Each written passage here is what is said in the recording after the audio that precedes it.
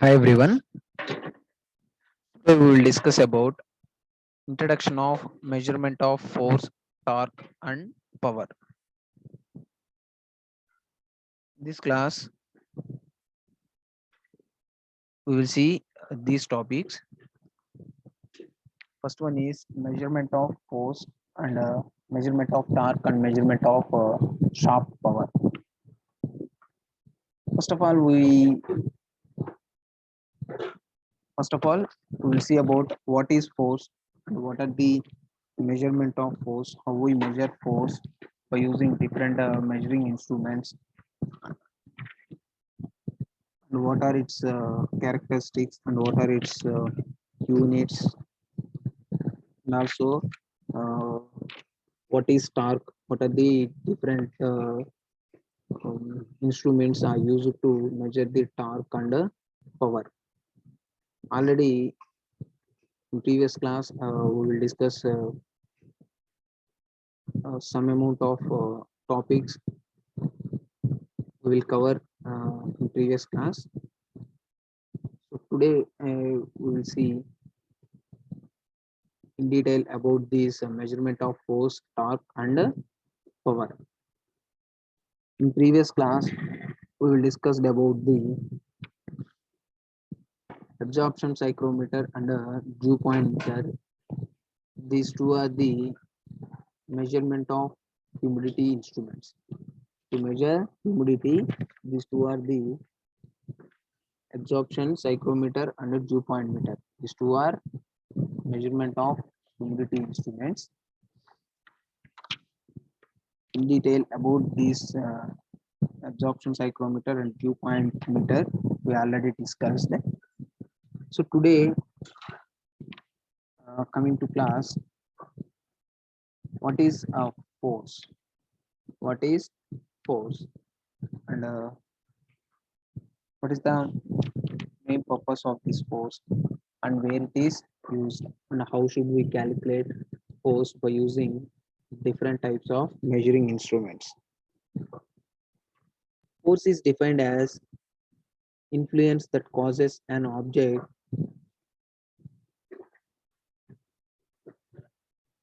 to change its rate or direction of movement or rotation. If we apply force on any body, if it is any body, the body is in rest position, the body is in moving position, or things, vehicle instruments, or any types of components or any other devices, in different applications the force is used. Okay, so in one of that any application can take, if we apply the force on the object, if we apply the force on the object, suppose the object is in rest position, if we apply the push forces or pull forces, for example, if we apply the push forces or pull forces on the stationary object, so whenever we apply the push forces or pull forces, any type of forces, the mass of the object should be changed, the area of the object should be changed, the direction of the object should be changed. So these are all changed. Okay, so whenever you apply the force on the object should change its position, direction, mass, area, length. So these are all changed. Okay, so what is the main thing? It is the force is defined as the influence that causes an object to change its rate or direction of a movement or rotation. The force can accelerate objects by pulling or pushing them. So pulling forces or pushing forces, any types of forces you are using. The force can accelerate objects by pulling forces or pushing forces. The relationship between force, mass, and acceleration was defined by Isaac Newton in his second law of motion. So you can see that what is the second law of motion? The force is proportional to the rate of change of momentum. The force is proportional to the rate of change of momentum. You can see, um, The force represents the mechanical quantity which changes to tens the change in relative motion or its shape of the body on which it acts. Force is a vector of quantity. It is specified to complete by its magnitude, point of application, line of action, and direction. If the relation between the motion and force is provided by the laws of dynamics, it is Newton's second law of motion. It what says that Newton's second law of motion? It is the force is proportional to the rate of change of momentum. Force, we can take the force. Force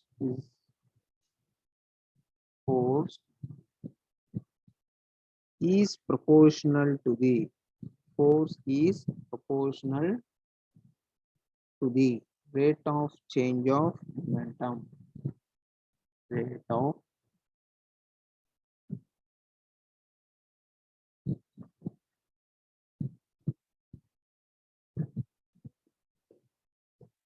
rate of change of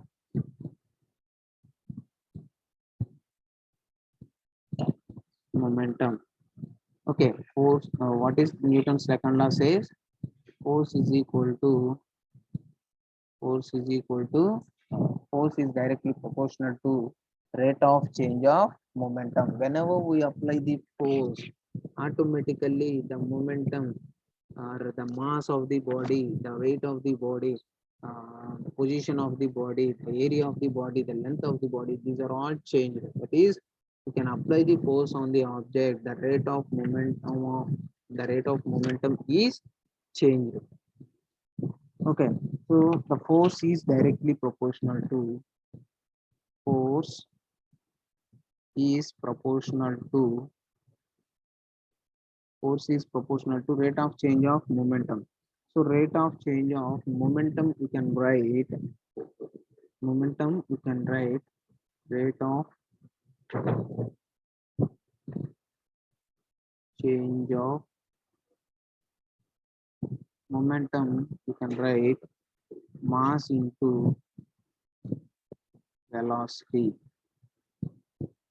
Mass into velocity. Okay, so the momentum is called mass into velocity. Therefore, force is proportional to rate of change of rate of change of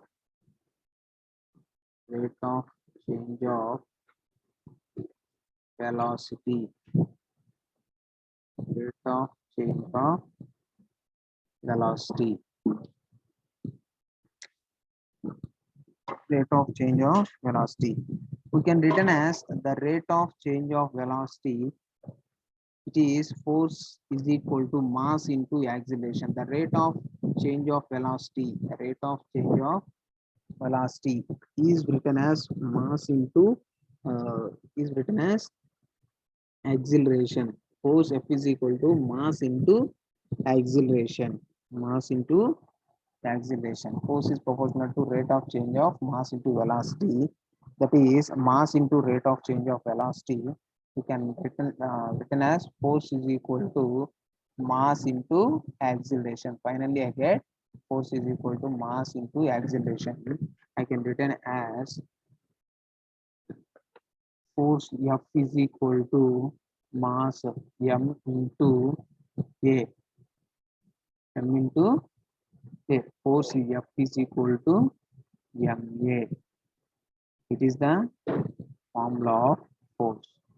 F is equal to MA, where M is the mass, A is acceleration, and F is force. Okay, so I can written as F is equal to force MA by GC. It is the GC is the proportionality limit constant. GC is the proportionality limit constant. So what are the units of this force? I can written as in terms of newtons. Force in terms of newtons or kg meters per second square. I can written as newtons or kg meters per second square. These are the units of the force. Okay, so this force,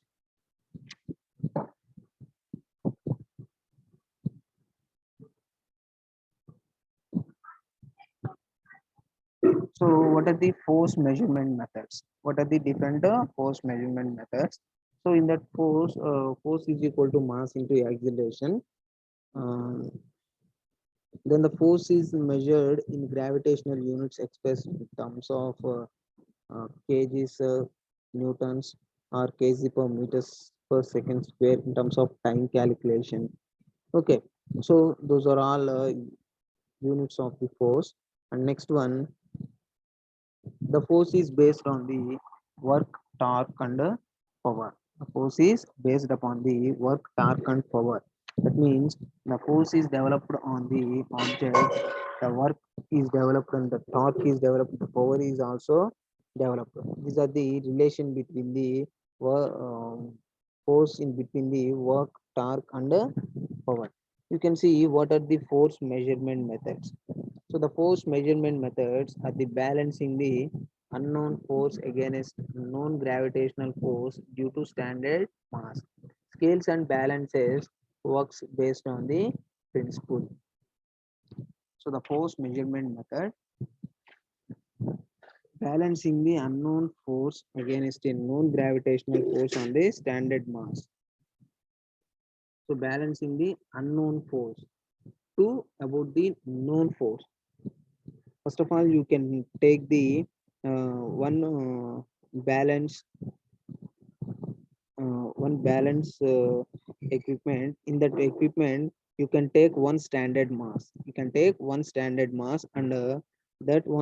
mass is connected one end, and another end of the balancing another end of the balancing, uh, you can hang with unknown mass, so by using this equal arm beam balance, you can know you can calculate about unknown mass. Okay, so that is the basic principle to calculate the unknown mass by using equal arm beam balance. For applying unknown force to an elastic membrane, spring or beam or cantilever, any type you can take, and measuring the resulting deflection on calibrated force scale to the deflection may be measured by using a secondary transducer.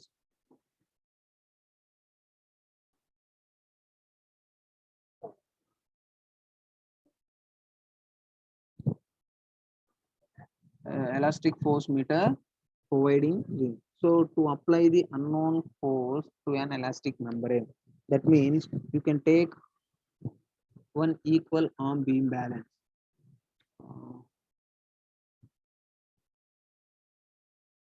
I will show one diagram. Okay, suppose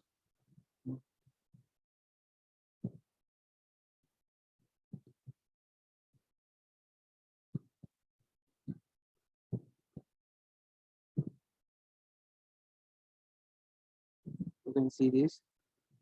You can observe this equal arm beam balance. Equal arm beam balance.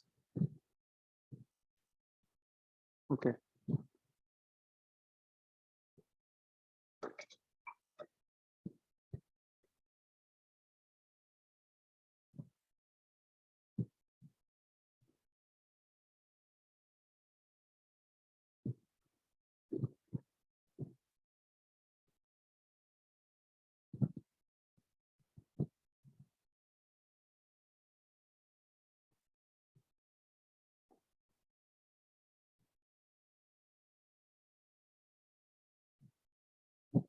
It is the scale, calibrated scale. I'm taking calibrated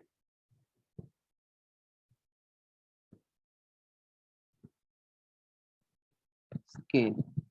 Okay, it is the pointer,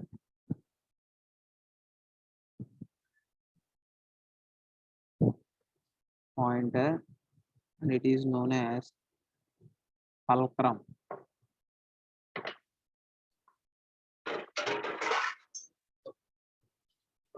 fulcrum, and one is hanging with standard mass. One side is hanging with standard mass, and another side is hanging with unknown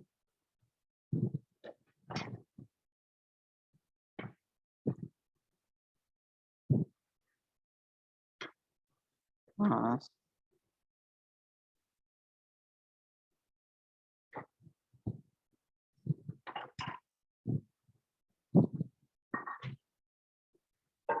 Standard mass.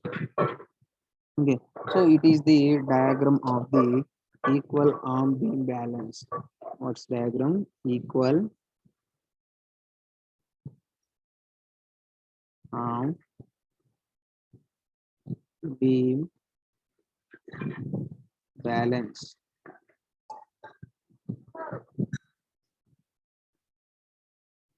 Figure name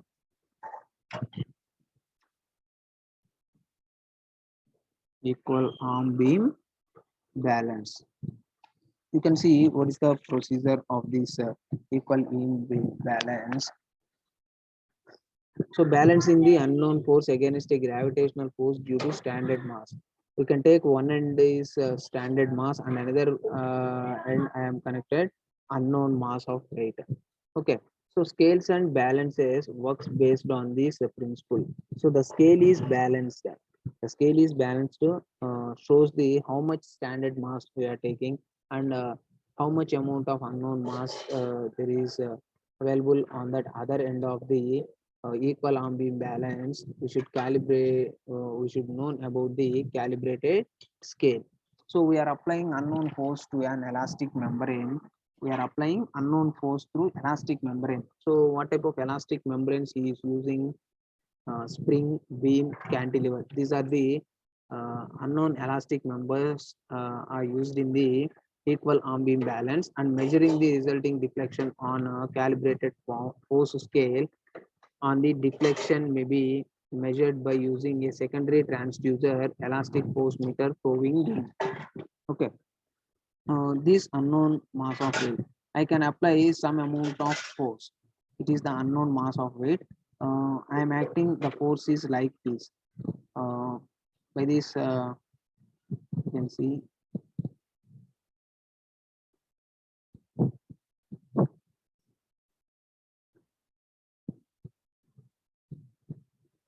by this hand, I am applying a small amount of force. I am applying small amount of force through hand. Okay, so how much amount of force you can act on that unknown mass? That amount of mass is calculated on the calibrated scale. Okay, so the calibrated scale is shows the unknown mass of how much amount of unknown mass of weight acts on the unknown mass side. Okay, so the pointer when the fulcrum is shows the correct weight position point. Okay, whenever the point is at a zero position, uh, the standard mass and the unknown mass are uh, the weights are equal in both positions. The pointer shows zero deflection.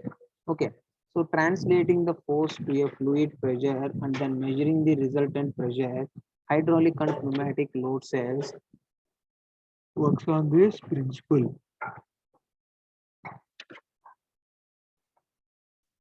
We should translating the force to a fluid pressure. Fluid pressure or measuring the resultant pressure by an hydraulic and pneumatic load cells works on this principle. The hydraulic cells are pneumatic cells. This principle is based to work on the uh, hydraulic and pneumatic load cells.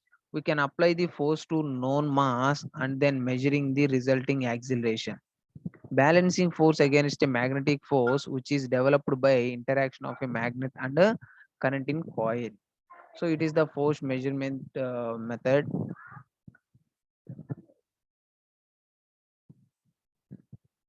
And also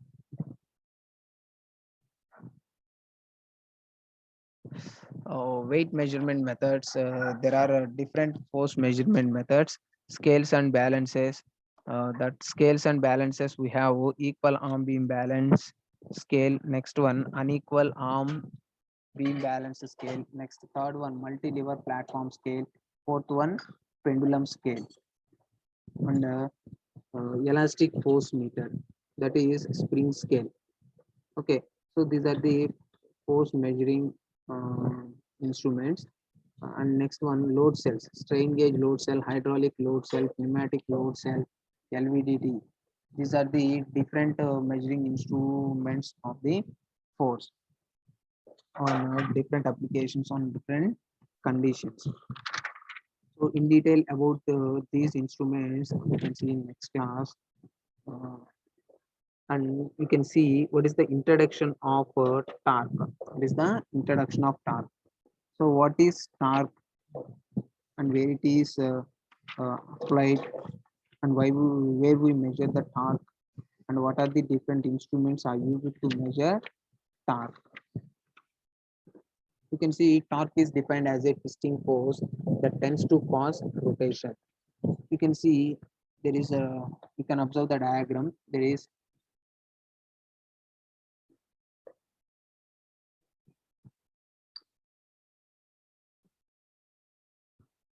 you can observe the diagram.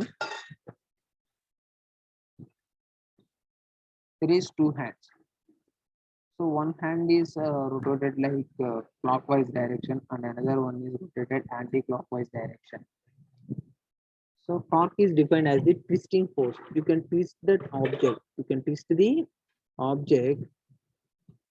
It tends to cause rotation. It is rotation, but the twisting moment is developed. The twisting moment is developed on the object. So torque is by definition a quantity that represents the tendency of a force to rotate an object about an axis. About an axis. So which direction we can rotate that object? It is any type of direction. It is clockwise or anti-clockwise direction. We should rotate that object. It is must and should based on the about the object axis. About the object axis. What are the units of the torque? It is Newton meters. Newton meters. The force is generated by an internal combustion engine to turn a vehicle's drive or shaft. The force is generated by an internal combustion engine to turn a vehicle drive or a shaft. And next one, the force generated by an internal combustion engine to turn a vehicle shaft drive or shaft. That is the one example. The torque may be computed by measuring the force F at known radius R. So torque is equal to force into radius.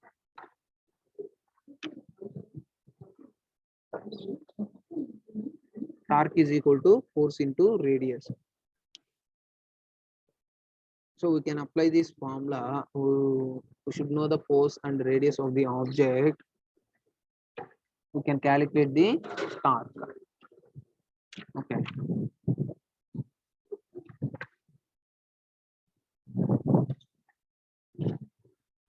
You can see a known mass m is moved along the arm so that the value of torque F into R, that is force into radius, equals to the torque which is to be measured. The force is measured. Alternatively, magnitude of the mass may be varied, keeping the distance R is constant. Then you can observe the R is proportional to T. Radius is proportional to the torque, and mass is also proportional to the torque. If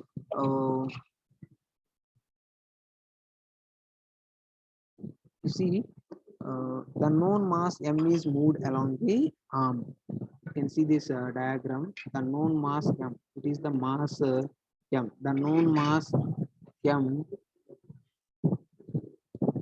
is moved along the arm so that the value of torque force into radius equals to the torque.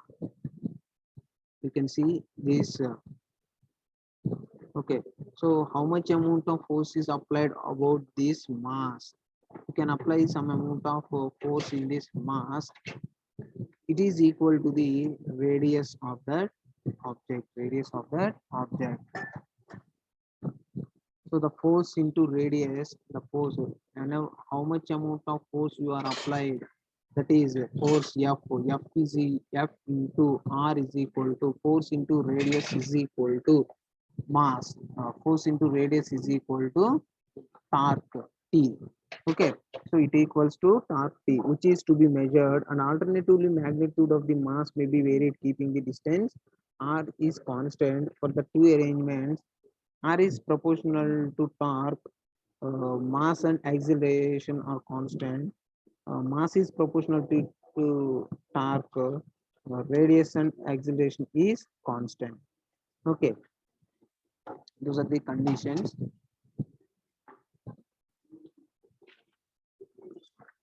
You can see the torque transmission through a shaft usually involves a power source, a power transmitted, and a power sink. Torque measurement is accomplished by a mounting on the source of the sink in bearing and measuring a reaction force F and the arm length L. It is the concept of bearing mounting is called cradling, and in the form of basis most shaft power dynamometers. You can see it involves a power source. There is a power source, any type of power source you can take. It is an engine, motor, any type of power source you can take. So the power transmission shaft and a power sink, also called as a power absorber or power dissipator. Okay, so what is the power source? It is the power source and the power source shaft, power shaft. So if the power is passed through that power source, it should be rotating, and the shaft is also rotates. So if that shaft is connected through this power sink, it is also rotates. It is also rotates. So in this action, the torque is developed. You can see torque measurement of rotating machines, cradle source and cradle sink. Cradle source and cradle sink. Okay, so uh, you can observe the first diagram. You can observe the cradle source diagram. It is the cradle source. It is the A diagram is the cradle source diagram. In this cradle source diagram, the power source should be,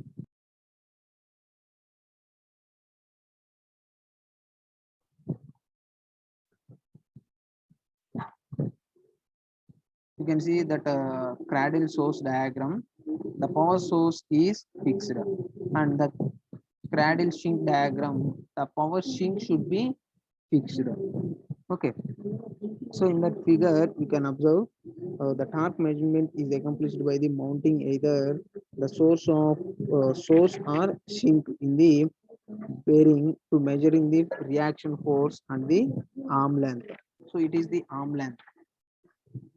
It is the arm length to measure arm length or reaction force F.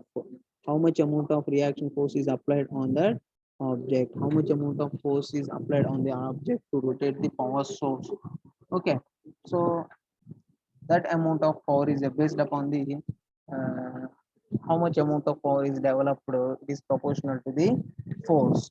Okay, so we can give the high force to that power source, the high amount of power is developed in the power sink. Okay, so you can observe,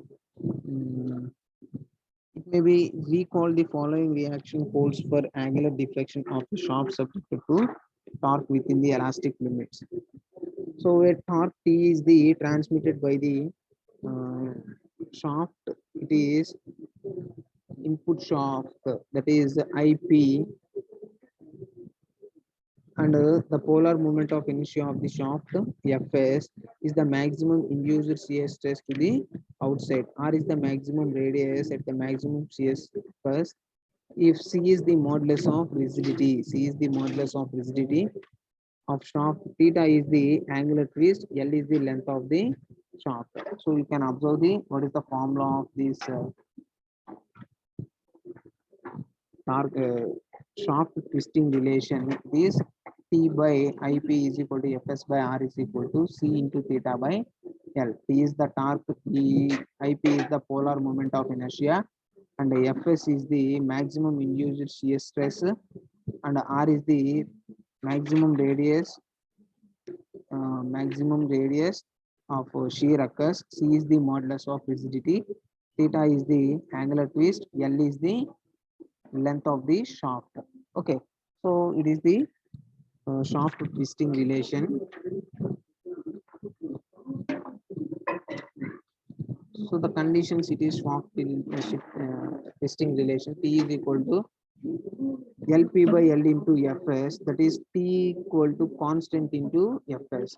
Then T is equal to LP into C by L into theta. T equal to constant into theta. Okay, so that the torque for any given system, which can be calculated by measuring either angle of twist for the maximum shear stress. It is the condition. And what are the different measuring devices of the torque? It is a mechanical torque meter and optical torsion meter, electrical torsion meter, strain gauge torsion meter, and methods. These are the different methods to measure different types of measuring instruments to measure torque. So in detail about this thing, you can see in next class. Okay. And next one, what are the types of dynamometers? These types of dynamometers are used to calculate the shaft power. So mainly it is classified into absorption dynamometer, driving dynamometers, transmission dynamometers. One is absorption dynamometer. It is classified into mechanical brakes, that is Prony brakes, rope brakes, hydraulic or fluid friction brakes, eddy current dynamometer. And next, driving dynamometers. These are useful in determining performance characteristics of device such as pumps and compression. It is classified in torsion and belt dynamometers, epicyclic train dynamometers, strain gauge dynamometers. And transmission dynamometers, these are classified in electrical cradle dynamometers. Okay, so these are the different measuring devices of shaft power.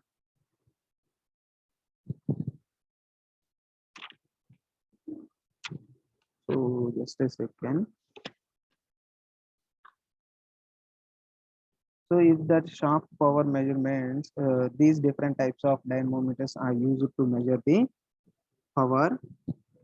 So in detail about these topics, we will see in next class. So thank you guys.